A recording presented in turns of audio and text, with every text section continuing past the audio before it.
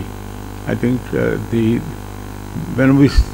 30 years ago, when Apollo started, our problem was to have the same level of care for our people.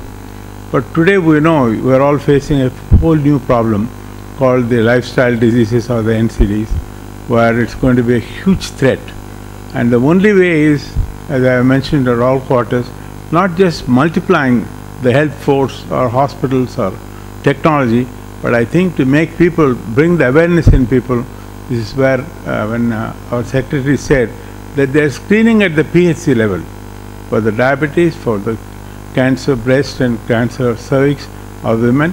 If it is diagnosed early, it could be treated at 1/10 of the cost, and they lead a normal life. I think that's the most important thing. So in NCDs, this is a very, very important thing that we all team up together, not just the doctors, the policy makers, and all of us will team up to get the next step to see how do we tackle this huge problem. Because if you look at the statistics given by WHO, by 2030, there will be an expenditure of $30 trillion, and Indian burden is going to be over $5 trillion. Where are we going to spend $5 trillion? And more than anything else, the loss of life. There are going to be very many people who are great contributors to their family and to the economy who will be losing. So I'm happy that Ananthakrishnan and the team has formed this Prostatic Foundation. I wish them the very best, and I'm sure others will take the lead and form similar things so that we bring increased awareness into people. And then if it's diagnosed early, UCL announced saying by 2050 there will be no death from cancer in Britain. Maybe we can say if we work with the same stream, we could say by 2049 India will say no cancer death in India. I hope our secretary, if we have secretaries like this, I'm sure it will happen. God bless you all. Wish you all a very, very, very happy New Year. Thank you, sir, for sharing with us the Apollo experience of managing cancer and your warm wishes. I now request Mr. Gopal Subramaniam, Director of Vatikuti Foundation, India, to share a few words with us.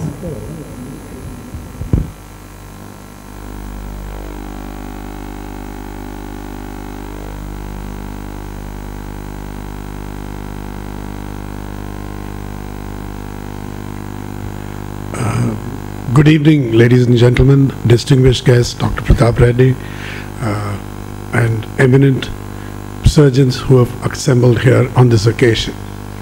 I represent the Vatikuti Foundation and Vatikuti Technologies. Vatikuti Foundation was set up by a philanthropist called Raj Vatikuti with the objective of, he came across with the objective of treating cancer both for men and women. And he made a contribution to one hospital in America, which was to do research on cancer, breast cancer on women. And the other contribution he made was to the Ford Hospital for prostate cancer, which was the highest incidence of cancer in America at that time. I'm very happy to tell you that thanks to that contribution, the whole idea of prostatectomy, which was to treat prostate cancer using a robot, was developed. The procedure was developed by an eminent urologist called Dr. Mani Menon from Jipmar, India, and he developed the procedure which has now become a gold standard in America. By 85% of all prostate cancer is treated with robotic surgery in America.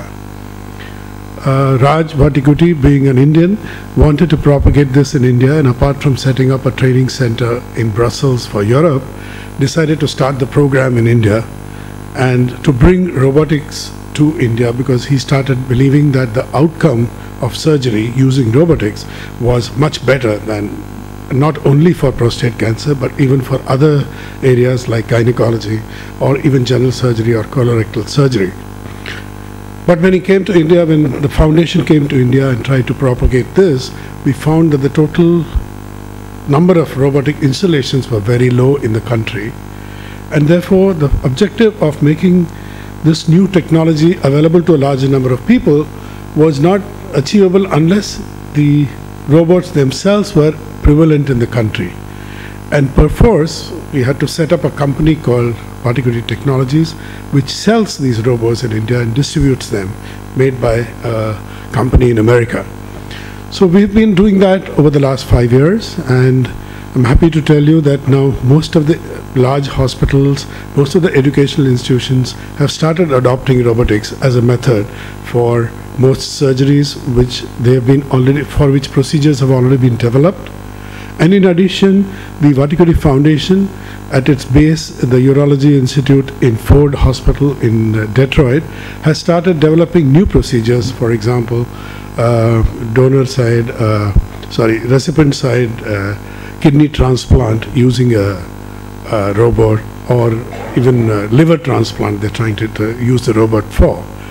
The fact that a robot helps surgery be more precise, more accurate, and cause least collateral damage, least blood loss, less pain for the patient, all this is quite well known.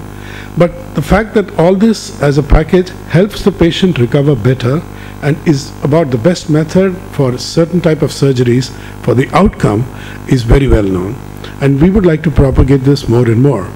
So the foundation is self-funded in the sense that whatever we make out of selling robots goes back into the foundation to do further research, to develop further procedures, because the whole thing is a philanthropic activity. We are hoping, with today being 30 installations already in the country, in the next 3 years we are hoping to have 100 installations around the country, sir. You were talking about 180.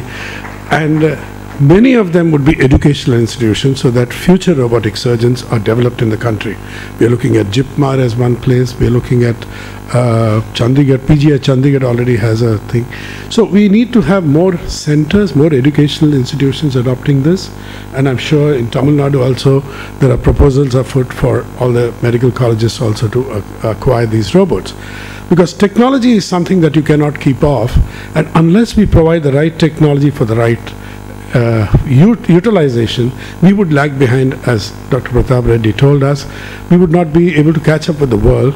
We have to stand up, and now India is in a position where we can really claim that we can lick all these problems using technology, and certainly our technologies are, our technologists and users are no worse than anywhere else in the world.